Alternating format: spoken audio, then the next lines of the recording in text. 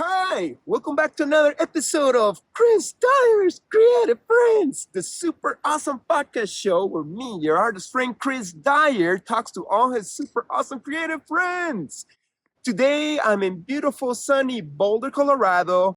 I'm here to talk with my old artist friend Elisa Rose Mountain, who's an amazing tattoo artist, soulful person, and we're going to have a beautiful conversation. So I hope you will enjoy. Blessings! While the world is burning, got to make amends. Walk on the sunny side with a positive lens. Talks about passion between a women and a man. Chris Dyer and his creative friends. Darling, ooh,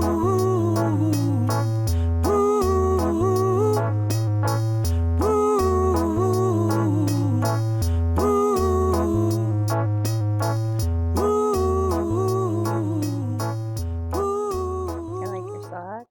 Yeah, well, I put on these Grateful Dead bears in honor of interviewing you today. Great. Elisa, woo! Thank you so much for having me over your beautiful patio and your beautiful house. It was really nice to go out for breakfast with you today. What's the deal with that tea place? So it was gifted to Boulder from this country, and I can't even pronounce its name. It's like Kazakhstan, but Okay, where sorry. Borat's from. Forgive me for not Borat gifted knowing, it but to it Boulder. was gifted to Boulder, and I guess it was like shipped in pieces. Wow. I just read about this, Okay. and it was put in storage, and it was in storage for like years, and it was this big deal because it was going to cost a lot of money for them to put it together and the land and everything. And then like it was like kind of a controversy. Some people were like, "Oh, we can spend that money on homeless people," and then all these other people were like, "But it was a gift, you know?" Uh-huh. And so it is what it is. I think it's their anniversary. I can't remember, 20 years, 10 years. Okay. It's beautiful. Yeah, it's amazing. Yeah, when I look at structures like that, first I feel like I'm traveling, Yeah. which is nice. But it just has such a spiritual nature. Yeah. Like a palace made out of DMT. And as I was telling Yeah. you over lunch, it's like it makes me wonder if those cultures had DMT spiritual experiences of the other dimension, if they're like expressing it in their art. Yeah, I mean, you could see all the sacred geometry and all Uh-huh. the patterns and everything is so ornate. Every little crevice and corner. Yeah. Well, thank you so It's much beautiful. for the suggestion of like having a Yeah. delicious Middle Eastern lunch there. Middle Yeah. Eastern, right? Yeah. Yeah, it was Middle Eastern and Asian. Oh yeah. Yeah. You had some like what? That was like some curry or something? It was like a peanut noodle dish. Yeah. I wish I would have ordered your thing. I just order the bimboka as just Bulgogi, bulgogi. I was which like, is Korean. okay. Yeah. Sounded hilarious. So I was like, this is gonna be a good one. And it's all right. But so Elisa, we met in person 2016 in Chicago. And you were nice enough to do a cool tattoo on my leg Yay. that so many people said like, wow, beautiful tattoo on your calf. Are you originally from Chicago? I am Okay. born and raised. How is the experience of being a Chicagoer? It was great. I grew up going to the city. Um, we would take the train and go to Clark and Belmont, and I've been seeing live music since I was 14 and had a fake ID. Mm-hmm. So yeah, the culture there is amazing. The architecture, the people are very nice and conversational, and I got a good education. But when I got into my teenage years, I was like, oh, I was so sick of the suburbs and the like cookie cutter mainstreamness of it. And I started to get a little bit like, why did I grow up here? Like, this is so vanilla. And, you know, so, because where we grew up was very like brand new, it was all farmland. And then my parents grew up in the city and moved out into the suburbs to get one because they wanted a better like education What and was it stuff. called? Buffalo Grove. Okay. Sounds So, cool. yeah, I mean, it was cool. Like, it's all, there's tons of forest preserves and lakes, and it's like swampland. They call it bosque land. So there's all these, I mean, a million different kinds of birds and frogs and, very diverse. Uh-huh. It's beautiful. And when did you move out here? I first moved to Santa Fe, New Okay. Mexico. Okay. When I was 19. I went to art school there, Mm-hmm. and that was awesome. I loved it. So that was my first experience away from home as far as living. And You said you did your education there? yeah, I got my undergrad from the College of Santa Fe, Uh-huh. On what? mixed media art. Okay. So you're professionally trained. Yes. How does that feel? Do you go around showing your diploma to all your art clients? Like, yo, wait, before I do this tattoo, check out my diploma. Yeah, no, but it did definitely influence like my approach to like tattoo and stuff. Uh-huh. You got good at art in general. I just have been doing art since I was a little kid. I like knew I wanted to be an artist from the time I was a little kid. Mm-hmm. So I was always on that track, even in school. They were like, "What do you want to be when you grow up?" I want to be an artist. And Mm-hmm. so, Yeah. that's I myself also went to college and university, and a lot of people ask me, "Is it worth it?" And I'm like, it was to me, but I did it in Canada where it's cheap because the yeah. government kind of helps subsidize it. Was it worth it for you? The investment you had to do to get that education? Um, my undergrad was because my parents paid for it, which was I'm so grateful for. But I did go to grad school too for Hmm. teaching, Okay. and I'm still in debt for Oh, okay. that. So, and I'm not even a teacher. Um, I mean, if I were to recommend it, I mean, yeah, I mean, it was great, the experience, like being around a bunch of different kinds of people and having to write papers and do speeches and like stuff like that. It's If good you, for your brain in general. yeah, if I Just- didn't do all that, I don't know. I think it helped me become who I am and yeah, have things to talk about and be able to speak, articulately. And like yeah, I think school, it's at least cool. to me, like helped me develop myself in a number of ways, not just like art class, but also being part of the newspaper and having a radio show and being part of the skate club or the activist Green Earth Club. It all had different activities that helped you explore yourself, meet a different amount of people, and find your voice in as a personality in general. So yeah, Yeah. schooling's good, traveling's good. Yeah. So you were in New Mexico, and then from there you moved back to Chicago, or you moved to Boulder. When did you get to Yeah. Boulder? I moved to Chicago for a little bit and got in a lot of trouble in my early 20s.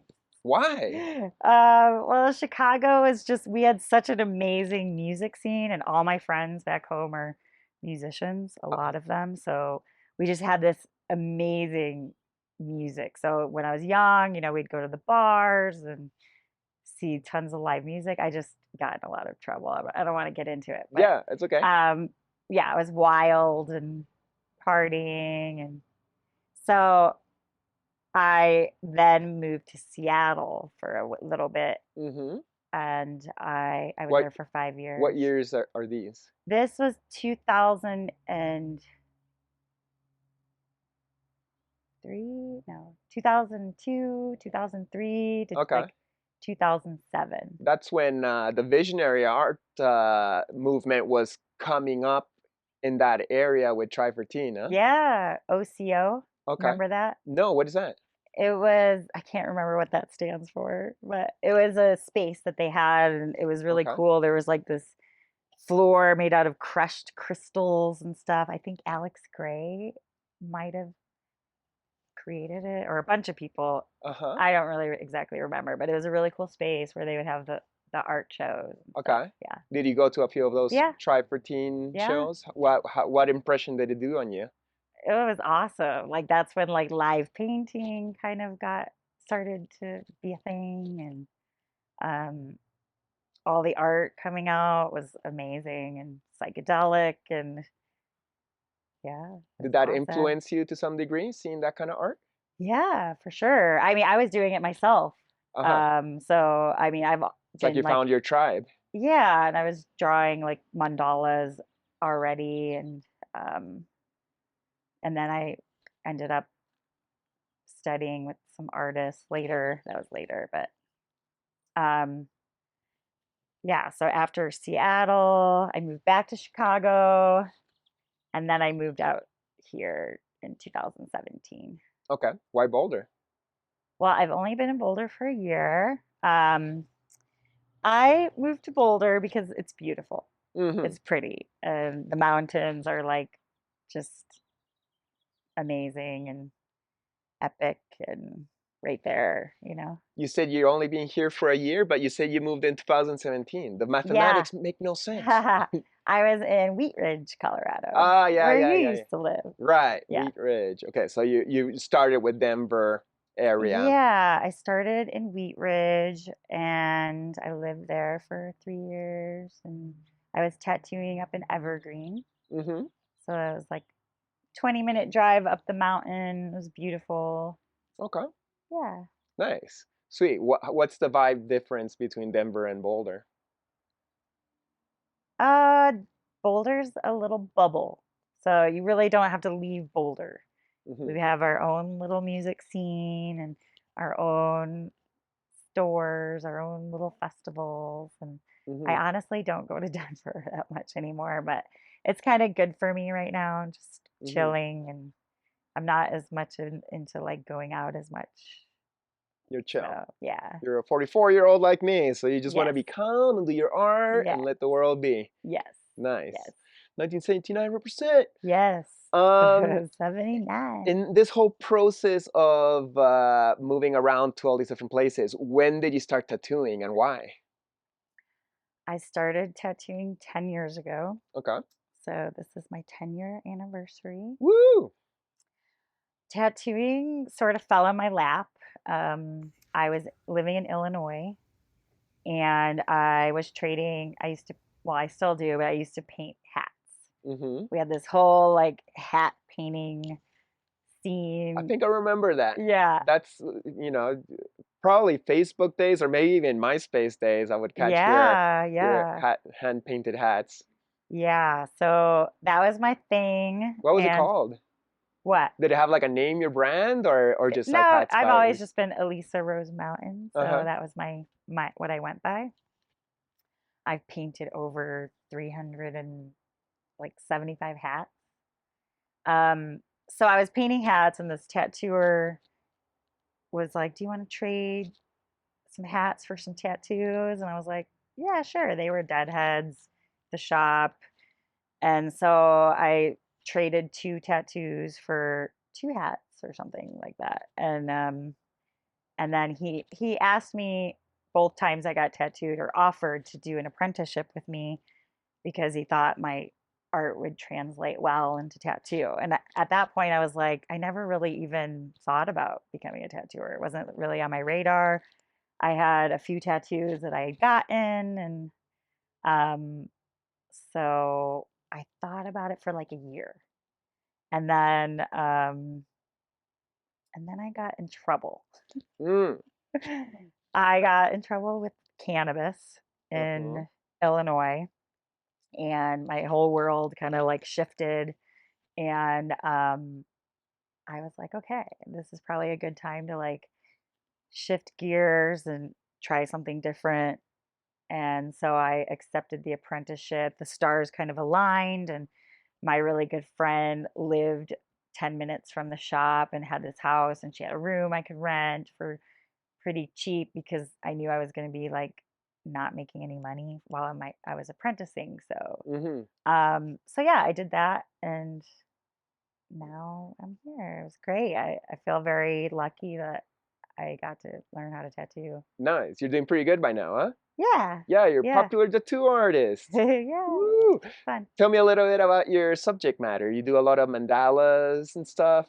Yeah, mandalas and sacred geometry and What is what is the meaning or significance of mandalas and sacred geometry? What does it represent to you? to me it's like these patterns that like you could see all over the world. It's like a universal language that you can see throughout all different cultures, which is cool. You know, it's kind of like speaking in tongues, but with art. And to me, like when I create them, it's just very peaceful and meditative and beautiful, and I really enjoy it. It's like I could tattoo a mandala every day and wouldn't complain. Mm-hmm. Or draw one or and I think they're timeless. So I think it's something that is, you know, going to be popular or just seen as beautiful It won't go old. forever. Yeah. Yeah, like mandalas will never be like, that was so 2006, and now we're on to Totally. now we're going back to tribal tattoos. Right. Yeah. Yeah. So, yeah, and like sacred geometry, it goes deep, kind of ineffable in a way, but you can see the patterns and like everything microscopically and It's an expression of God. yeah, Yeah, of and the kind of fractalizing of all reality. yeah. Nice, beautiful. And now more recently, or I don't know, maybe you were doing it all along, I didn't notice, but like you do a lot of Grateful Dead tattoos. Yes. So I've always done a lot of Grateful Dead tattoos because Okay. I'm a Deadhead and a lot of my friends are. But like so over the years, like with the book that I'm a part of, it's a Grateful Dead tattoo book Okay, cool. I didn't know called that. Gratefully Tattooed. Hmm. It's coming out soon, Okay, within the nice. next few months. Um, so with the like kind of popularity of that and with Dead and Company and like it's kind of just become very popular, the Grateful Dead, more than it's ever kind of in a Really? way. The Yeah, Grateful Dead is more popular now than back in the day? I would say so, yeah. Wow. Well, you have John Mayer and his whole fan base kind of becoming Deadheads. Uh-huh. And then, yeah, like you get a lot of like licensing through all these different brand companies, like Pact and even like Walmart and like Target sell Grateful Dead shirts, that, Uh-huh. Wow. I didn't yeah. know that because the Dead's, to me, at least in my perception, was always huge. It was huge in the 60s, 70s, 80s. Yeah, but Uh, think about all those new generations. Like, so mm-hmm. that was like one generation, then their offspring, and then their Right. offspring. So, So now, like, you got, like, grandpa, papa, and kid all going to the concert. yeah, That yeah, totally. So, that's yeah, and cool. with all that popularity, like now I get a lot more requests Uh-huh. for Grateful Dead tattoos. So, like, I do like maybe like 3 Grateful Dead tattoos in a week. Wow. Yeah. Does that make you happy, or does it ever get repetitive or like, oh, another one? Or you're No, stoked I at love least? it. Yeah. Yeah, it's fine. I mean, sometimes I'm like, okay, I want to go, I still have like a good mix of clients. They're Uh-huh. not all deadheads. Right. So, I'm sure you switch it up just because it's a Grateful Dead tattoo. It's not the same one. There's like a hmm million. That's one of the things I like about the Grateful Dead. They got so many symbols. They got the yeah, steely, the bolt, the skulls, the bears, the wolf, the guy with the ice cream. Like yes, there's so many Grateful Dead so little cool. icons, and you can switch them up and just reinvent it. Yeah. So that's great. Since when have you been a fan of the Dead? And did it ever transform into Deadhead, or were you a Deadhead from the beginning? Pretty much from the beginning. I was first turned on to the Grateful Dead when I was 12.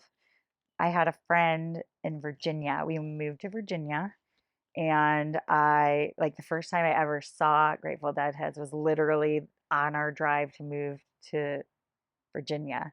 And we stopped at a rest stop, and there was a school bus of all these deadheads, and they were like coming out with like bare feet and like long skirts and no shirts, and I was like, who are these people? What is this? And Mm-hmm. then I moved, and made my first friend. Her name was Jennifer, and she turned me on to all this amazing music, Mm-hmm. and Grateful Dead was one of them.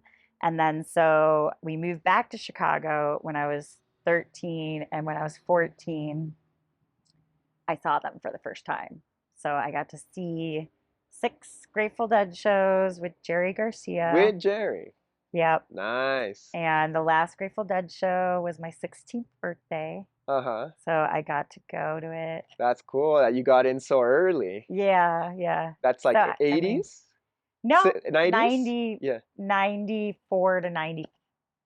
Mm. Yeah, so it was within like a 2-year period before Jerry died. So, and then all the new like incarnations of the band Right. I've seen over the years. Do you prefer one incarnation over the other?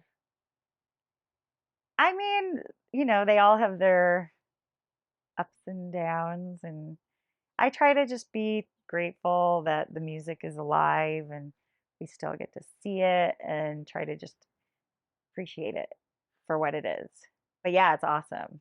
Like, I love Dead and Company. I think it's fun and it's a great time. Uh-huh. What does it mean to be a deadhead? Like, what's the difference between, say, like me, I got my Grateful Dead records, I appreciate the music, but somehow I'm not a deadhead. Not that anybody said like, yo, what's Jerry Yeah. Garcia's birthday? Go. And I'd be like, well, I know there's a time in between his birthday and his death, but maybe it's in June. I think like that festival we met each other last Yeah. summer in California was the days in between. So that's why I know that random piece of information. But Yeah. I ain't a deadhead. So what makes somebody a deadhead?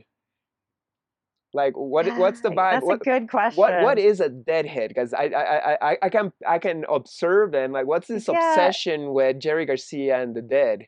it's What's more of like the experiences we've all had like with the music. mm-hmm. So it kind of like cracks people open, I think, and helps them, like, at least for me, it helped me tune into like this like timeless um like spirituality that I needed when I was that age. When I was 14, I was really searching and seeking for like meaning in my life, and I got into like Christianity, and I was like studying yoga with this Indian woman at my park district. I was like kind of just all over the place, and I got really deep into Christianity. And is it raining? It's raining a little bit. You know what? I'm gonna put this box over the mixer Okay. just so it doesn't get too wet. Other than that, should be fine. Unless it starts raining super hard. Yeah. But I think we should be fine. Okay. Yeah. So you say you got super hard into Christianity. What Yeah, age is this? 14. Okay. So I was like, just like, But what you're is Jewish. exactly. Uh-huh. It At least was culturally, it was racially. kind of A no-no? challenging. I was like, oh, like Jesus is the only way to heaven, and I like thought my family was going to hell. It was really rough. And my parents, like, they were like, what the fuck's going on? Uh-huh. Um, and so I was really like in turmoil in a way, like having like almost like an existential crisis, like, what the fuck? Why, And these people were like, oh my God, you're Jewish. You're like, if we convert you, we get like 7 virgins. I'm just kidding, but you know what I mean? Like, they were like, this is the ultimate like Mm-hmm. convert or whatever you call it. Oh You yeah, know what you I get mean? extra points. Yeah. So they were like really into me. It was Mm. crazy. Oh, that's weird. But so when I saw the Grateful Dead, I felt and experienced this like Religious or spiritual. yeah, it was like a religious experience. Like, just people like kind of like ecstatically dancing and like Uh-huh. everybody having like an amazing time and The spinners look like those Muslim the dervishes almost. yeah, the Sufis, whirling the whirling dervish. dervishes. Yeah. Because that's what reminded me when I saw like the spinner section at that festival. Yeah, those are a lot of my friends. Ah, that's your section. That's where it Yeah, I'm hangs. not completely a spinner, but Yeah. a lot of my friends are. What does it mean to be a spinner? Um, have you ever Like I can kind of understand by y- seeing it, and they're all like, yeah. la, la. I mean, But it's are like they you're like extra on LSD I or is think it a a vibe? lot of them are for sure. Um, Because it seems like everybody is on LSD. So for me to be like, they're the ones on LSD, well, I think everybody is. So, but they're the ones who yeah, are I just going mean, one it's step almost further. like you're like creating like you're like transcending in a Hmm. way. Hmm. Do it like spinning. I mean, I've definitely done it. Like, Hmm. and if I take enough psychedelics, I definitely love to spin. Hmm. It's like you're like when I was young and I took LSD, when I was like in my teens, I would spin and I would like picture myself like making mandalas while I was like dancing and stuff. And Hmm. yeah, Beautiful. yeah. What's the correlation between LSD, the Grateful Dead, which I know the cultures are intertwined, and your spiritual religious experience you had with it as you stepped out of Christianity and into Buddhism. Yeah. So, well, okay. So I don't quite So, understand. yeah. So, what was the role of LSD Okay. in your Yeah. spiritual experience? Because I could just be like, oh, you had a religious experience with the dead, not because of the dead or the music, but because you were high on LSD. Like, it was a factor, but like, Yeah. how important was LSD in Yeah. creating a spiritual vibe as opposed to just seeing a cool rock band play? Right. Totally. Yeah. Um, that makes me think of what's his name? That podcast, like most famous podcast guy. Joe Rogan? Yes, he talks about he's like, how could you like the Grateful Dead? Yeah, Like yeah, it's he doesn't get it. yes. I kind of Like get it, but you I'm it still must be the drugs. right. I get it, but I'm still an observer from the outside, and I love the Deadheads even more than the Dead. Yeah. I love the I mean, culture. Like I the get there and culture. I'm like, wow, like this is a real culture of freedom. Like when I went to that festival, I was just kind of like just walking around my shorts and my tie-dye t-shirt, and I was as cool and heady as anybody else because everybody else is just as cool Yeah. and heady.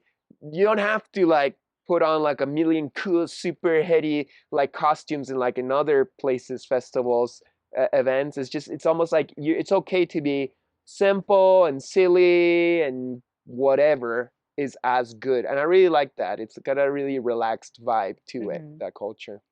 Yeah, I think that kind of has to do with the generations, Hmm. like the elders, the elder vibe is like they're simple and I think they bring that energy in Hmm. where The old school hippie yeah, compared to the new heady kid. yeah. And they're schooling the newer generation to be like, yo, you're materializing this hippie spiritual thing too much by making it all about the appearance and less about the Human freedom. experience. Yeah, the freedom, the vibe. Yeah, so I mean, LSD like really helped me. Like it really I think I was 14 the first time I took it and I remember me and my friends, we were just like hanging out on like the lawn and like just like being and like looking at plants and trees and like we took like a 8 hour walk I think around our neighbor like around the block. It took us like 8 hours Hmm. because we were just like seeing things with this brand new view and everything was so beautiful and like you could see the spirit of the plant or like everything just had like this fresh view Yeah, that life. nothing else really taught us that. Uh-huh. growing up, especially where I grew up, just in the suburbs, it was cool. I mean, I got a really cool education and read a lot of cool books in school and learned a lot of stuff, but that experience just cracked me open again. Like it was it's hard to explain, Well, it It's like, seems like with LSD, like you can go to church and they can tell you like, "Hey, the temple of God is within your heart." What the fuck does that mean? yeah, Like words don't translate, but with LSD, you perhaps can fucking like feel God in your heart. You can feel the love or see the life emanating through things that you might think are dead and be like, "Whoa, everything is conscious and alive when yeah, less dense and crystallized into yeah. physicality." And you also see like if you say something weird or like everything you say and put out there, how it affects, like when you're on psychedelics, like you say something and your friend is like, whoa, like what did you say? Like Yeah. how we affect each other. Yeah, you can really feel the energy also, like Yeah. the intentions and the reactions of others, like with colors, right? I'm not much of an Like LSD person. synesthesia. Right. Yeah. I mean, I think it depends on the LSD. Like sometimes, some, it, yeah. Different I think all the things. crystals are different, and they all Uh-huh. have different vibes and Uh-huh. Do you got like a favorite kind? Um, no, not really. Whatever comes your way? Yeah. No. I mean, I don't eat it very often Yeah, as yeah, much. I never really have done like any of the psychedelics like super often. Like I'm very yeah.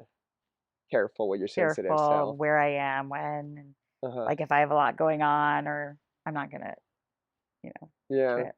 Well, I'll pick your brain more about psychedelics, but I want to keep on asking you a little bit more of the Deadhead culture. Is these patches that you do, is that like something that a lot of Deadheads do? Or because I know Jack's girlfriend Crystalline also does patches, and now I see you with these huge patches. It's like, Yeah. whoa, it's like, is Yeah. that big part of the culture? I mean, I think it was kind of a big part of the hippie culture. Uh-huh. Yeah, in like the 60s. Okay. And then, yeah, deadheads, are always kind of trying to like show their dedication with like the symbols. And for me, it was like just a way to like put my art out into the world and also like fund my travels. And it's an easy way to like, it's easy to travel with, Uh-huh. Do easy they, to bring to the lot. right. Like I've done the paintings and the prints and the um, all sorts of different stuff. And patches are just like little, Yeah. I could just put them in a folder and be like, yeah, And they sell well. they sell well. They're not super expensive. And Uh-huh. How much would a patch like the giant one you got right this now? would be 40. $40. So Yeah. that's more like a high-end patch. Yeah. Yeah. Yeah, Yeah. like a Yeah. super one. Yeah. Cause I have to like, I tie the string on it. So that takes Uh, time. it's almost like a metal, like a Yeah. like a I like a wanted bling patch. to do something different. And Uh-huh. I travel a lot in Central America, and you know how that they like you're you're from South America, but you know how it's Yeah, do they do a lot of embroidery in a South little bit, not so America? much in Peru, but this makes me think of like the huichol art, Yeah, like the like the Mexican big, yeah, like flowers the and big yeah. peyote stitched stuff. Yeah, and then they Uh-huh. do like patches too. Like I've seen patch necklaces Okay. there.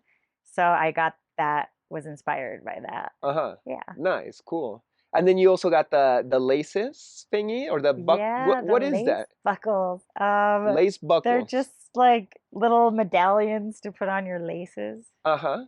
Yeah. I'd never thought of that or Nike sells them. well, So if you like do a custom pair of Nikes, they have like a little like I've lace seen them buckle. come with shoes. It's like, oh, that's a Yeah. cool accent to that super custom. But I've never seen somebody like put out their own buckles. Yeah. Well, my good friend Megan was like, she's like, I can't find these buckles. I really want to buy a pair. I saw them like years ago. And we searched all over the internet and couldn't find any for sale that we liked or that, so I was like, let's just make them. Uh-huh. So Now we're like making all different kinds of them. It's It's got fun. a brand name. Lacy Lightning, Okay. which is after a Grateful Dead song called Lazy Lightning. Okay. So it was just a funny little spin off that. Do they sell well? Yeah, they're great. But they're probably so cheap. Like they're such a small thing. Like how much does it go Yeah, for? 5, 10 bucks? we sell them for a pair for like 20 bucks. Okay. So they have to come in twos to make it worth your packing and Yeah, they have sending. to be a pair and then yeah, it's 20 bucks just like a pin. Yeah. And I mean, they're, things have gotten more expensive. Like we used to make pins back in the day when we were kind of the ones who kind of made all that sort of popular. Right. Like 10, 12 years ago. And pins, to make a pin, it was like 25 cents to 50 cents. And we'd sell them for 20 bucks. I mean, it's not as cheap as it used to be, but you Uh-huh. have to pay for the molds and stuff. So It's it's changed. still Like like how much does it cost to make a pin these days? Like at least 5 bucks. I mean, you could, like, the initial cost will be that because you're making the mold and stuff. So the mold typically costs like 100 to 150 bucks. Mm, And then shipping from wherever, China, is yeah. more expensive now. Uh, have you still kept an eye on pins? Because I know they were like very popular a couple years ago, and I still see them at festivals. But back in the day, like artists were coming out with pins like every week, I like know. Yeah. liberation pins. Like I wonder if Yeah. ever like people are like, all right, like I can't even walk anymore. I got like pins all over me, and like I I'm mean, I'm not that into pins anymore, but they're definitely like a thing for sure. Like in Billy String's world, like I see people like reselling the pins for like uh 100 bucks or something. It's uh-huh. crazy. Yeah, depends on the subcultures and what kind of Yeah. pins and It kind of like has to, like, these new cultures pop up, and I think it, like, you know, you ride that wave, and then people are like, okay, next, what's next? right. Well, maybe you're on the forefront with your laces, buckles. Yeah, And I'll try to get some for my own shoes to be extra blinged out. yeah. So another big deadhead that I know that's a mutual friend is Jack Schur. Hmm. And these days you are schooling him in tattooing, right? He's your Yep, apprentice. yep. That's pretty interesting because he's a well-established painter. You can see a past interview with him on our podcast series. And now he's going to learn tattoo. Hmm. How is it for you and how will it be for him, this experience? Well, I said I wouldn't apprentice someone until I tattoo for 10 years. And Mhm. so I'm on my 10th year. Um, well, it's good. You know how it is. It's like when the teacher student relationship, it's like It's a, tricky. it's tricky, but it's also like such a good, challenging experience to teach Uh-huh. because you have to like fine tune and really think about like what you want to teach someone and, kind of go back to like the basics and really fine tune things. And I think we just started, so it's going to be kind of a learning experience. And I even said that to him because I was like, I've never done this before. So It'll be learning for you and obviously it'll be learning for yeah, him. yeah. And, tattooing is not easy. It's like, it's very challenging. You have a lot of factors. You have to learn the trade. You have to deal with bodily fluids. You have to deal with another human being and their reaction to pain. And it's a very important experience. It's like forever, it's permanent. So Hmm. there's a lot of factors rather than just you in the studio painting a painting that's going to go on a wall, you Yeah. know. Um, so I think it's humbling and um, yeah, I think it's going to be awesome. It's an amazing trade technique to learn. Uh-huh. I've really enjoyed it. I'm always learning and I love, working with my clients and collaborating. There's always that, like, they always kind of push me into uncomfortable places, that help me grow as an artist. Uh-huh. So, Nice. yeah. That's cool. I've always had it in my mind, I was like, oh, it'd be cool to tattoo, but that's like a huge investment of time and dedication. But when I was at Jack's last week, and he's like, "Oh yeah, I'm learning tattooing from Elisa," I was like, "Wow!" Like, cause Jack's an established artist that has shows around the world and sells at good prices, and for him to jump into a brand new swimming pool to learn how to swim, that's like, that was inspiring to me. Yeah. And and I don't have to do anything. I'm fine and comfortable where I'm at. But I'm in my 40s. Life goes on. Yeah. Learning a new video game could be fun, and also having that artwork option that makes you money. It's nice. So then you can do the one that makes you no money. Because like I like to paint my paintings, my canvases, and I don't like to sell them. So that's a bad equation. And then I got the murals, and that's quick and well paying, but it's hard on the body, on the knees, up and down the ladder all day long in the sun, sucking fumes. So perhaps, tattoo could still be an option down the line. But as you will tell me, it's also hard on the body, right? Yeah. I mean, you're sitting in like the same position for 2 to 8 hours or however long the tattoo takes or however long you like to work. And it's a lot of repetitive motion, like with whether you're right-handed or left-handed, but with my left hand, I stretch. So I'm like stretching for like Mm, 4 hours straight, or like, holding this machine and keeping it very steady. And um, yeah, I mean, I have to definitely like balance it out with like massage, chiropractor, yoga, like if I have to do all of that, right. or else yeah, it's it's hard. Do you think you'll be able to do this forever? No. No. Like what? How much time do you give yourself? Um, I I mean, I'll probably always do it, but not like full time. Yeah. I'll probably get more into fine art. I've Uh-huh. always thought about like learning stained glass. I think that's really cool, and I dream about like designing like chandeliers and like crazy lighting, kind Uh-huh. of like looking like mandalas and stuff. Yeah. So, I mean, I could see myself doing something else. Totally. It's good to switch it up. Yeah, I mean, Yeah. I'm a mixed media artist. I've always been, Yeah. And right I now you're on your tattoo stage, but it yeah, does you're still young and it doesn't have to yeah, last forever. yeah, But it's a good way of making money, right? yeah. It's great. It's Mhm. I pretty much can make as much money as I want. Yeah, you could go every day and Yeah, super but hard and kill I yourself can't. if you I'm want not to. like that. No, Yeah, no. I could work every day, have like 3 clients and work 12 hours, but Yeah, what's the desperation of having that much money anyways? yeah, I'm Mm. not. Yeah, I'm not like I like to chill, enjoy, go hiking, Uh-huh. swim in the pool. Yeah. Totally. Take it easy. But you already have been painting a little bit, right? Yeah. Yeah, so you had the hats thing, and I totally forgot that you had your whole era of hat painting, Yep.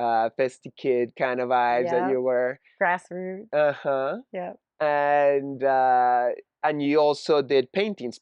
You've taken a few workshops from different artists, right? Yeah, I the first workshop I did was in Italy with Lawrence Caruana at the what was it called? Torre It Superiore. was Torre Superiore. We learned the miche technique. You also went there. Yeah, the year after. Yeah, so it was Amanda Sage and um Mara Holden was no Kaufman. Holden. um Gonzalez, Andrew Andrew Gonzalez, Gonzalez. Yeah. and who else? Was there somebody else there? I think that was it. Okay, cool. Yeah. Nice. So that was amazing. Yeah. What an experience. I loved Nice. it. And then I hosted Amanda in Chicago, and we did like a workshop at one of the like Burning Man lofts. I can't remember the name of it. So that was really fun. And then I did one with Robert Venosa and Martina Hoffman in Uh-huh. Boulder. Nice. What year was that? I think it was 2012, Okay. maybe 11, 2011, Yeah, 2012. yeah. That's like very close to his death, huh? Yeah, it was his last workshop. Yeah, Wow. How yeah. was it? How many days long I was it? think it was like 5 days or something. Wow. Yeah, With oils or? oils Uh-huh. with the, I think it's Mana Prima Okay. technique. Is that what it's called? I have like, I have a hard time remembering Nice.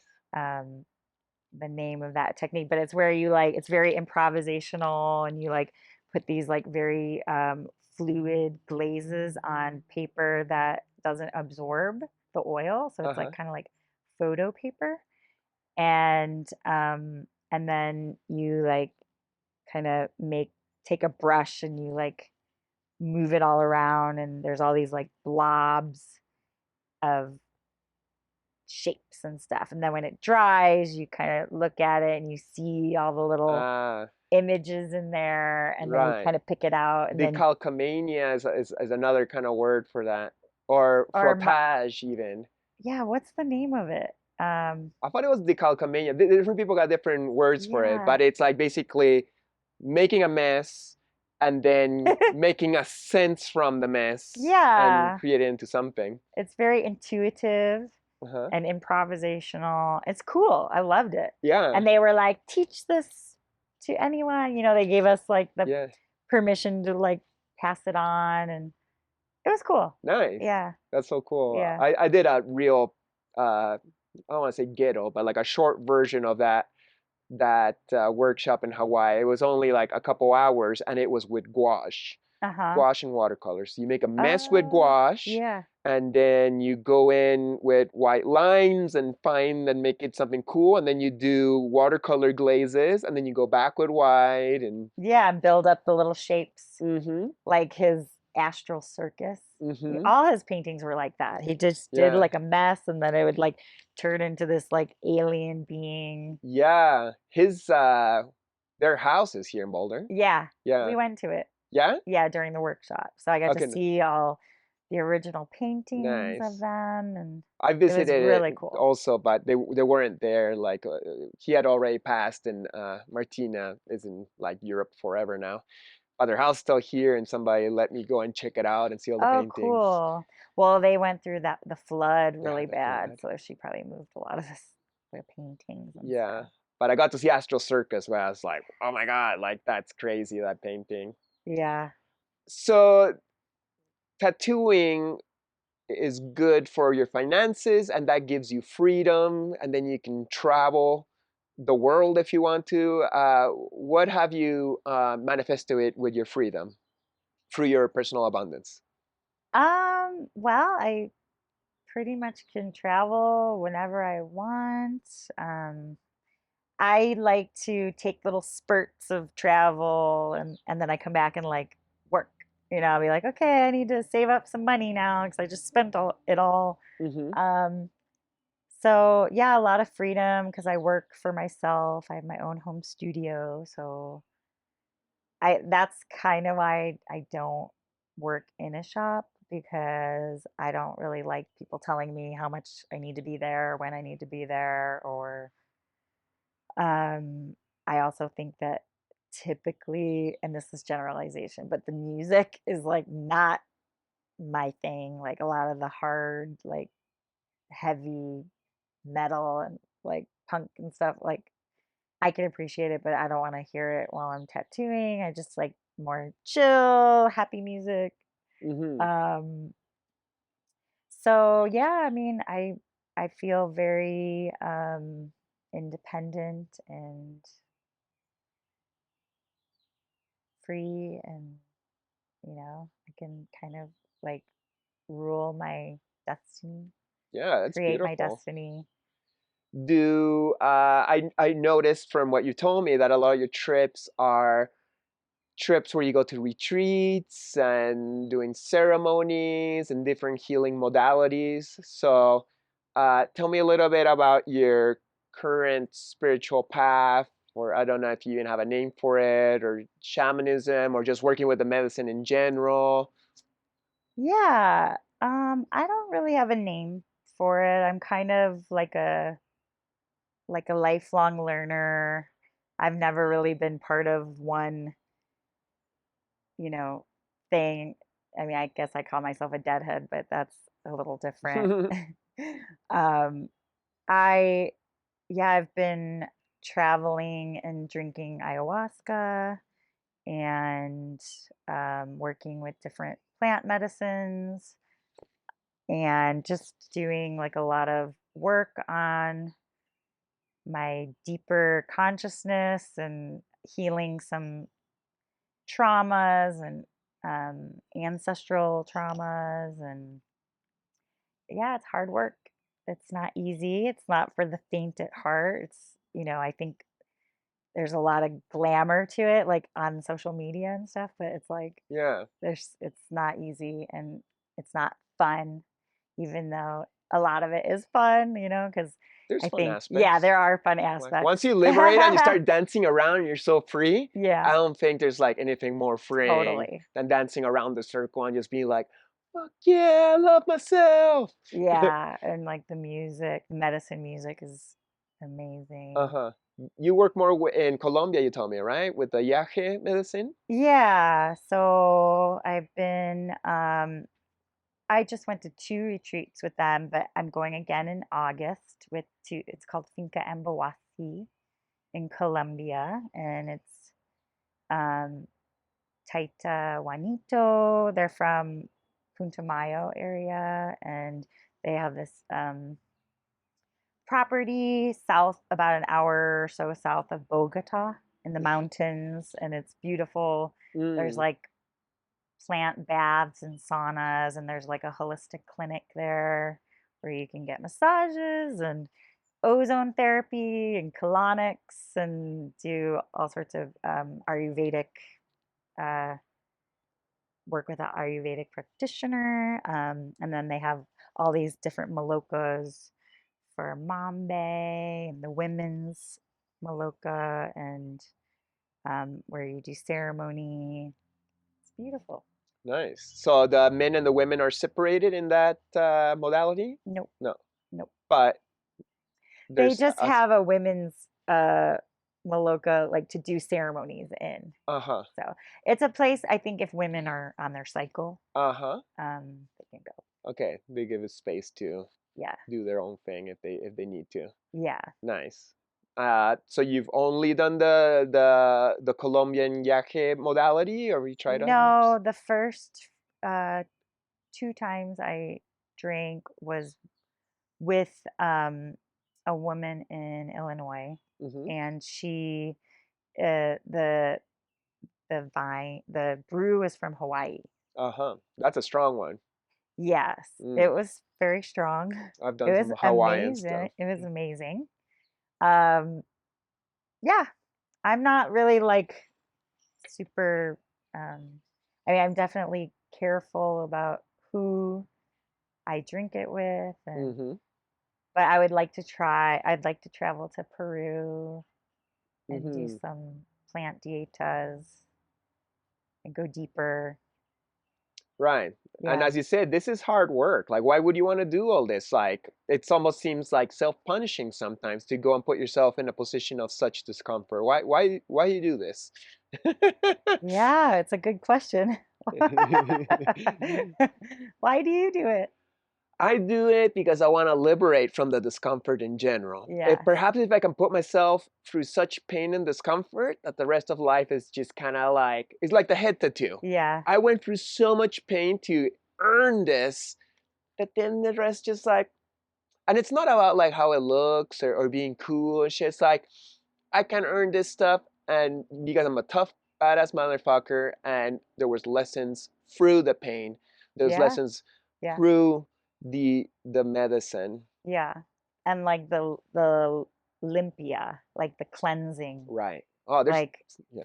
yeah, cleansing your body actually physically. I mean, every time I drink, I feel like I'm purging like all the toxins or whatever I've put into my body throughout Mm-hmm. my whole life, or like, and then cleansing like experiences and stuff that I've done that I'm not proud of, and forgiveness and forgiving other people and just kind of like letting go and purging and cleaning like house Right. spiritually, physically, mentally. Totally. It's almost Yeah. like you're bringing in this the psychedelic maid to like, clean up your house. Yeah. I could imagine that by tattooing, you're in such proximity to another human being of all Yeah. kinds. Like it's many, I'm sure you don't even know them. You're Yeah. like touching them. Yeah. You're vibrationally mixing, Yeah. and you're cutting their skin, and I imagine like energy comes out, Yeah. and perhaps your energy mixes with the energy of that person. Perhaps it's kind of like a Reiki situation where you're like Yeah. going in with your like witchery, positive witch healing code injecting into somebody, but that's kind of like a contract where you're doing a fellow human, and perhaps some of that is passed on to you, and then you gotta go to I and the jungle and be like, hey, can you clean out this Yeah. extra gunk that stuck to me? Yeah, that's why I have all the herbs to burn and stuff. But I actually want to like learn more about that and go deeper into learning how to like cleanse myself. And I've, like Reiki and stuff. I've never done, I'm not like a Reiki master, done the No, Reiki 1 or 2 or whatever it's right, called. me neither. But I would like to learn more of that because yeah, I agree. It is very, you know, important work that I'm doing and very intense and sacred and yeah, Do you feel purpose in the code injecting that you're doing on these humans? Like, do you have like strong intention when you step in and cut somebody's skin and leave your artwork in there? I mean, not totally, but it's more about just like beautifying and like adorning and decorating. I would like to do more like ceremonial. I don't think everybody with everyone or all my You don't even have to clients. tell these people though. No. You could Yeah. secretly be like, you don't know it, but right now I'm injecting the vibration of love Yeah. into your cell, Yeah. and perhaps from now on to the Yeah. rest of your life, Yeah. you will have this code, like a Masaru Emoto Yeah. experiment, where Yeah. they write love on water, and the Right. whole structure of the Because water there's water involved too with the inks and stuff. and And the humans, like what? How we much? are 90, what, 7% or something? We're hella water. Yeah, Uh, totally. and you're like really like Yeah. writing your code on there. One of the the last retreat I did with the Yahe, I did have like a download like message about like the intention that I'm doing with the tattoo and like I was like, wow, I would like to create more like ceremony with it. Yeah, more Hmm. ritual, more intention. Nice. Yeah. So I would even say like your journeys to the south to purge and clean yourself and to retune to your higher being or expression is an important part of your tattoo service, because you become like a higher tool from spirit that then can affect people to the best of your abilities. Hmm. Yeah, no, that's a beautiful thing. Thank you for what you do. I remember in 2021, I was traveling to the jungle at the time. It was the end of 2021, where like still COVID was a thing, and I'm uninjected, and I felt like I still gotta offer my retreats, through this for those who don't, have fear of traveling, so we can continue doing the work. Like the work shouldn't just stop, you know, especially if we choose not to like live life with fear. I remember you hit me up too, and you're like, "Yo, Chris, like I'm high in this situation where like I want to travel to Costa Rica, I think at the time, and I'm searching for like healing and to do my work, but people in my sphere or circle are kind of giving me a hard time and judging me for it as if I was doing something wrong. And I was like, I gave you my opinion, but how were those years like for you in your process where you want to continue doing the work that you feel that you need to do for yourself, and everybody else's opinion just being thrown at you as everybody else had to go through this stuff? What was your process? Um, I I stuck with my thoughts and my beliefs, which were very different than most people throughout the pandemic. Um, yeah, it was a very interesting time for sure. Like I never felt so alienated or part of such small group, you know? And that was trippy because Right, I'd never really experienced that in that unique way. right, Um, but in a way it was cool and inspiring, throughout like history. Like those are the type of people who like, you know, create amazing art or like, do amazing things when they're oppressed or like I mean I wouldn't necessarily call it like, it was first world problems in a way, but it was still like valid. Um, but to have like all of society gang up on you, even if it's not like you're going to jail yet, because at points it looked like that was the plan, in at least in Canada, for yeah, not doing what the government and the corporations want. I've never had that experience neither. Like I yeah. felt like, oppression is a big word, but like I felt very uncomfortable to a point of leaving my country. And I don't think the people outside, like if you had that experience, you felt it, and you're trying to explain to others, like, well, this is how I feel. And they're almost like poo-pooed you or laugh at you as if you didn't have that experience. There's a lot of gaslighting going along.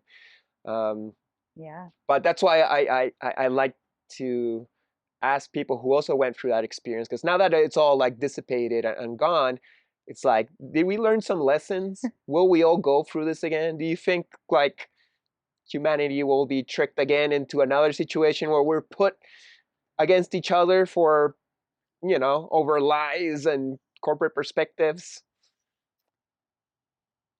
I don't know. I mean, that's a good conversation to have. I think we're all kind of just like happy that the world is open again and we're all living our lives and doing things we love to do. And I think now would be a good time to start asking those questions. Right, I because kind of just was like, haven't really, I've just been happy that we're not like completely talking about this all the time. And it's like, it was so intense at the time. You're yeah, just like, fuck but this I think shit. now we can like, the writers and all these people are probably writing this history now into books and stuff. And Right, it's an interesting conversation. Yeah, because it's like there's so much like science that's come out and kind of like revealed a lot of stuff that proves a lot of stuff.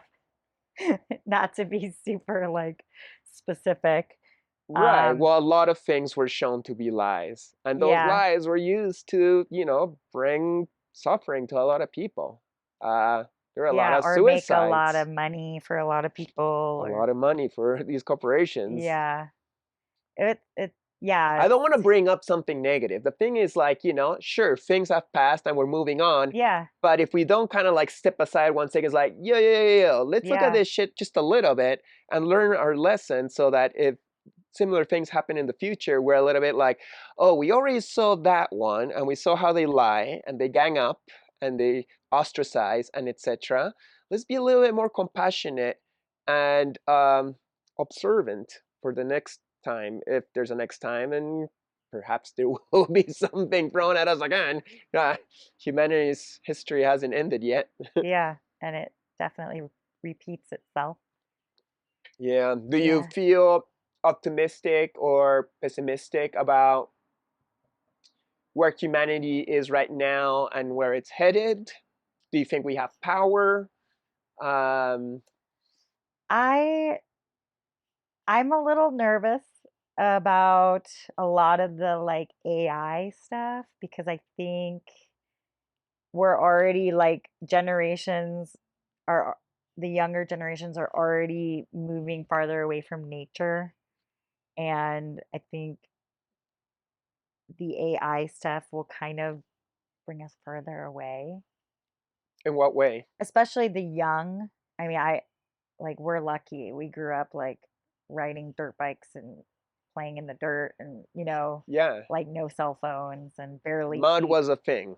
barely TV and, um so just more screen time, Hmm. and like I think it's like affecting us, the EMF, the electromagnetic frequencies, all this stuff that wasn't really around. Hmm. Do you think kids will be more on the computers and phones because of AI, or that's already like Yeah, I something that's do. happening? I think it's more. Why? Because the I AI mean, is they say that, smart. it's going to do more work for us and this and that, but like I I hope so. I don't know. I mean, I don't know. It hasn't done that yet. So far, it's because like AI is constructed by corporations, and the goal of corporations is selling things. So they're using this intelligence to rope you in, rope in your attention, Yeah. focused on their shit and buying their products. Yeah. But if AI was liberated from corporate greed, perhaps it could figure out equations to liberate humanity from tedious jobs and allow us to go outside and breathe some fresh air. It doesn't have to be negative, No, it but doesn't. I But do I have to be think a lot of cautious. people are very addicted to like the screen time. And even if they did have enough free time to go play outside, I don't necessarily think they will unless they grew up like that with their parents, like Mm, taking them and, going camping and riding bikes. I'm not sure. I don't know. yeah, I think at this point we should already have social media specific therapists Right. to help people wean off from the addiction of phones. Like I get addicted by a phone. Like I pick it up and check out Instagram. It's like, what the fuck did you do that? Like you didn't Totally. even think of doing that. It's Right. just like a custom now Right. to see what the post of the day is doing like. And I try not to get affected by it. Like, oh, today went bad. Oh, I'm sad. Or oh, today went good. And now I feel nah. Both don't matter. You're just throwing, dice on a table and hoping that people enjoy your offerings. But yeah, if I get addicted by it, I can't imagine like a kid or a teenager. Right. Because they grow up like it, so they don't really know any different. So it's like just like normal behavior. Right. It's just like the trenches of their mind are deeper, Yeah. and they're finding a lot of their self value through it. Yeah. When our self value comes from our heart Yeah. and not from external validations and Right. stuff.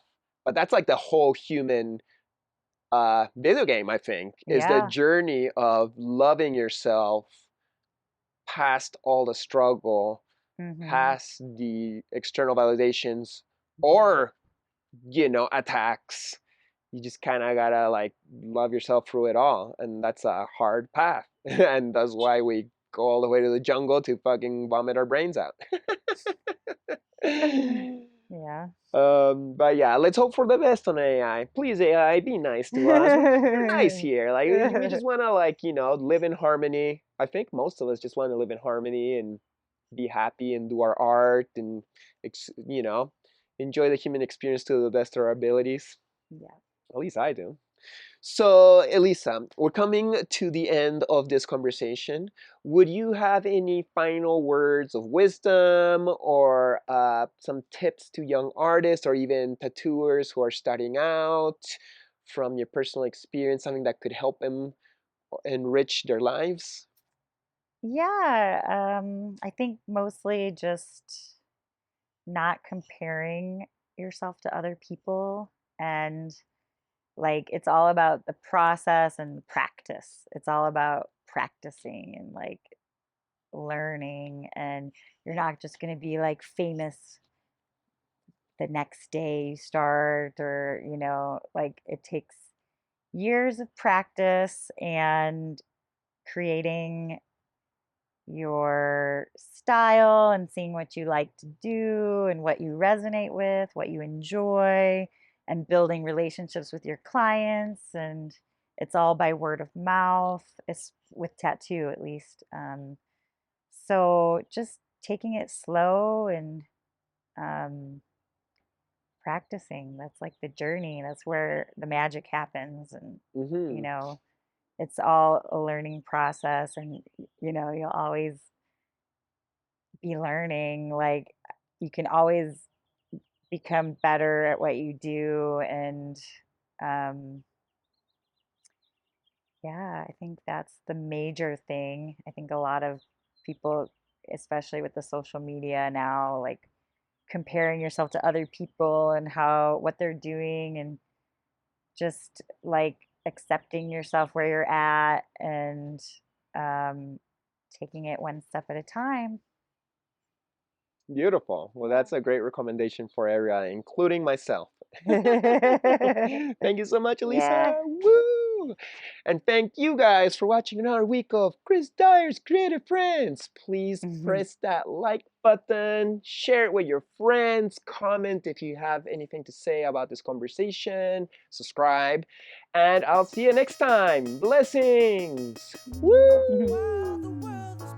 Yeah, thank you so Yeah. much. Yeah. Yo! That was fun. Next episode, Jen Ingram. Through research papers, through whatever, movies, documentaries, Yeah, however. proper And visionary really, art documentary. yeah, like really just reiterating this conversation and having a place for all of the historical timeline to be outlined. That's when someone's gonna say, oh, well, actually, this is Mars One, actually. That's not the Apex Collective. And thank God Mars was here to inspire the Apex Collective. And now look what the Apex Collective is doing for this next generation. Yeah. So like really just giving the knowledge and giving a place for that. So please make sure to subscribe, like, comment, and share. Big thanks, and see you next episode. Peace.